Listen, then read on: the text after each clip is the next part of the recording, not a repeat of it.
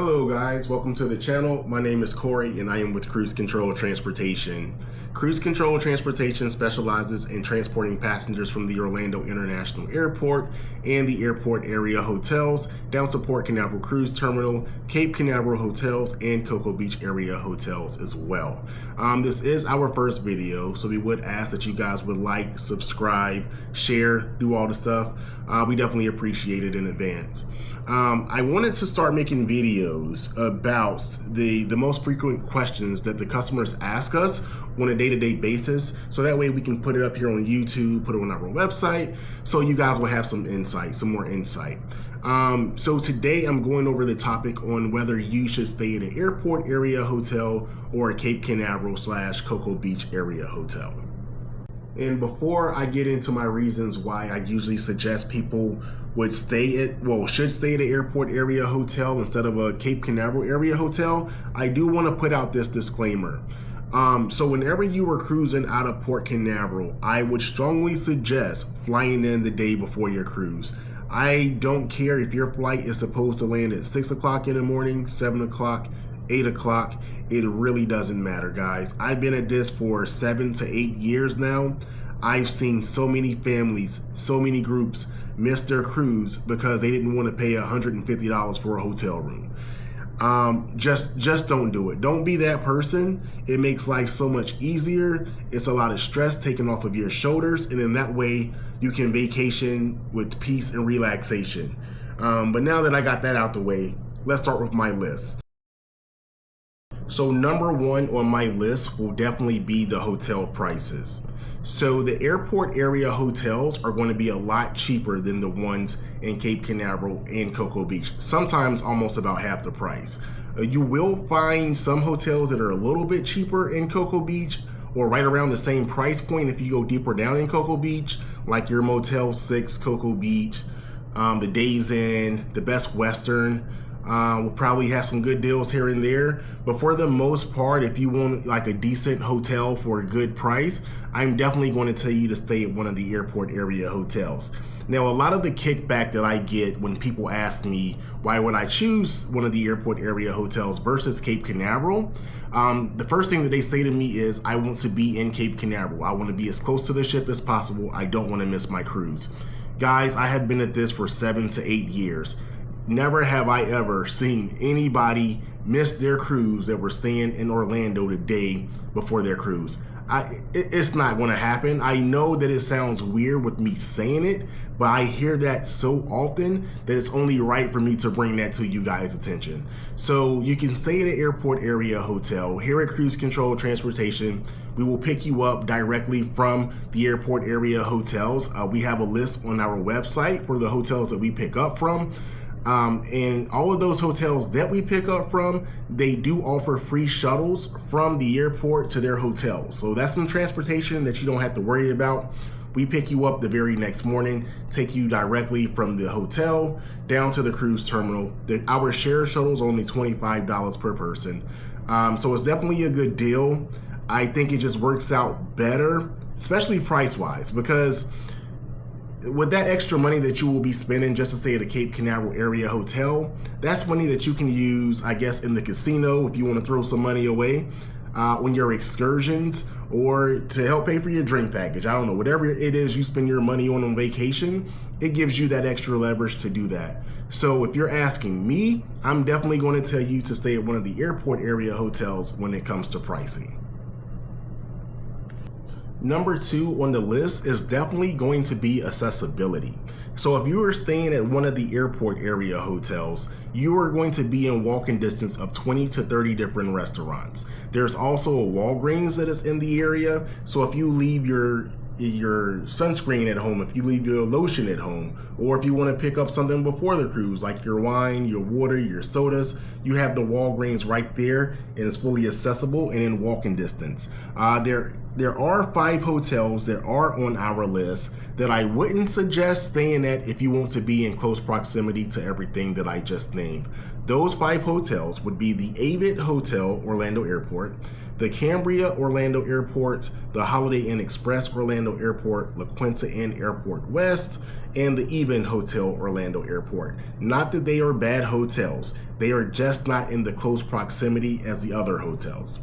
Now, if you're staying at one of the Cape Canaveral area hotels, you're not in walking distance of very much. There is going to be a McDonald's that is going to be in walking distance.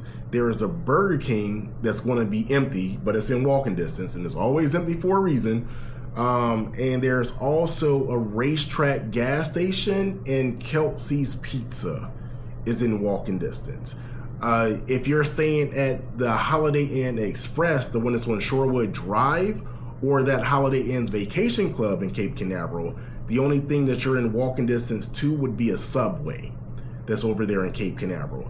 For my people who are staying down in Cocoa Beach, it's a little different if you hit Cocoa Beach.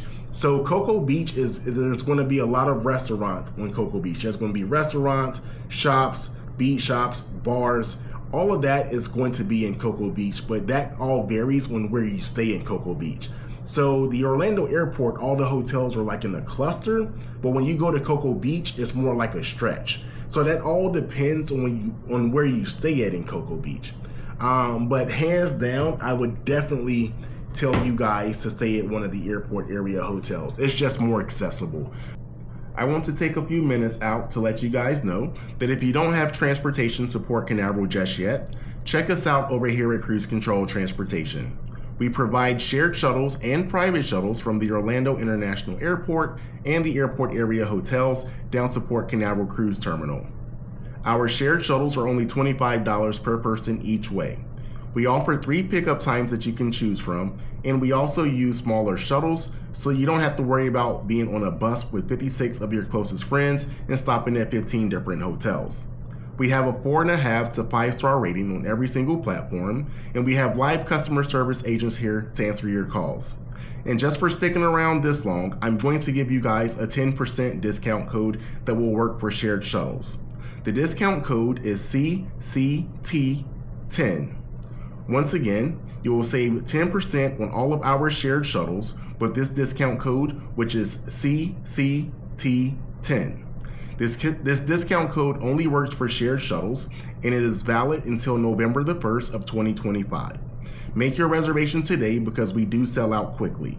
You can make your reservation on our website, check out our availability in real time, and see a list of the hotels that we pick up from all on our website. Or you could always just give us a call at 888-416-8830 to make your reservation or ask us any other questions. Now back to our video. All right, guys, and next on my list is going to be flight arrival times. So if your flight is arriving before 3 p.m., if you're a beach person, if you want to go lay out in the sun, you want to go jump in the ocean, you want to go see Ron John Surf Shop, I'm going to recommend that you guys go stay at one of the Cocoa Beach area hotels. Now, just know that there's 2 different places. One is Cocoa, Florida. One is Cocoa Beach. 2 totally different places. So if you see a hotel and it's listed for Cruise Port West, that is Cocoa, Florida. Do not stay there. Once again, if you see any hotel listed, if you're searching for hotels, if it says Port Canaveral, Cruise Port West, that is in Cocoa, Florida. Don't fall for that one. If your flight is arriving past 3 p.m., I'm definitely going to recommend staying at one of the airport area hotels for a couple of reasons. Number one is flight delays. So we get downpours and thunderstorms here pretty much every day, right around 2, 3, 4 o'clock in the afternoon.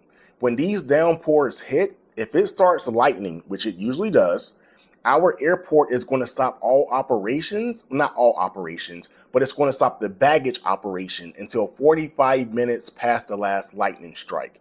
So let's say if your flight just landed at the airport, you're inside the airport, you're inside the terminal, waiting for your luggage to come out. If it starts lightning, they are not going to release that luggage until 45 minutes past the last lightning strike. We have had customers sitting in the airport for 2-3 hours just waiting on luggage, even though they already landed, but just waiting on luggage because as soon as they landed, then the thunderstorm happened. Another downfall with that is, let's say if you already have a transportation company booked and now your flight keeps getting delayed and delayed and delayed. Now it's 8 o'clock at night, 9 o'clock, 10 o'clock, that kind of thing happens. That transportation company is going to do one of two things. Either they are going to charge you an at the hours fee, or they're going to cancel on you. Now, I know this because I get the phone calls 10, 11 o'clock at night of people calling looking for a transportation company in a desperate situation. And they leave us messages saying, hey, the transportation company just bailed on me. Can you guys come pick us up? Well, we don't operate that late, but I do hear the messages. So I would advise you that if you're coming in past 3 o'clock, just stay at one of the airport area hotels. That way, if the flight does get delayed, if a thunderstorm does happen, you have the airport shuttle that's still going to come pick you up. So as soon as you land and you get your luggage, you call them. They're going to come by, pick you up, get you to the hotel. And if you're hungry, you want to go get some dinner, you're in walking distance of all these restaurants. So it's just the easiest thing to do. You don't have to worry about what happens if my flight gets delayed. And now you got to go call the transportation company, let them know what's going on, see what they are going to say to you, see what you guys can figure out.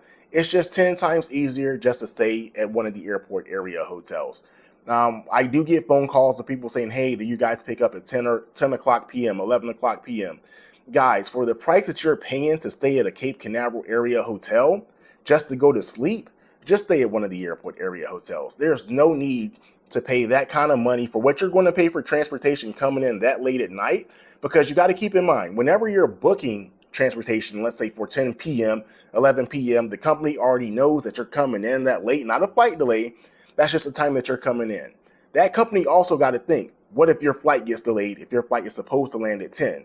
It could be 1 a.m., 2 a.m. by the time that you arrive, and you're going all the way to Cocoa Beach. Well, let me stop real quick. So let's say if you book one for 10 or 11 o'clock at night, you're going to pay a lot of money for transportation. I don't care who the transportation company is. They're going to charge you an arm and a leg to pick you up that late at night for the fear of flight delays. Let me get that out the way. So if your flight does get delayed, it could be 1 a.m., 2 a.m. in the morning. Now, you're going to pay a lot of money, like a lot of money, for one of those hotels in Cape Canaveral just to sleep. You're not going to see anything. It's going to be pitch black the whole ride. You're going there just to sleep, and you're paying like double the price of what you would at one of the airport area hotels. So if you're arriving late off the rip, like just out the gate, stay at one of the airport area hotels. If you're just going there to sleep for the night, stay at one of the airport area hotels and save yourself some money. So if you're landing before 3 p.m., if you want to make it a beach day, you're a beach person, I'm going to say go stay in Cocoa Beach. If you're not a beach person, your flight is arriving after 3 p.m., I'm going to tell you 10 times out of 10 to stay at one of the airport area hotels. Okay, guys, and last on our list will be things to do the day before your cruise. So, of course, Orlando is going to take the cake on this one, but there's also things that you can do in Cape Canaveral and Cocoa Beach. So if you're staying in Cape Canaveral, the main focal point would be the Kennedy Space Center. The Kennedy Space Center is about 15 to 20 minutes away from Cape Canaveral, but it is a great attraction.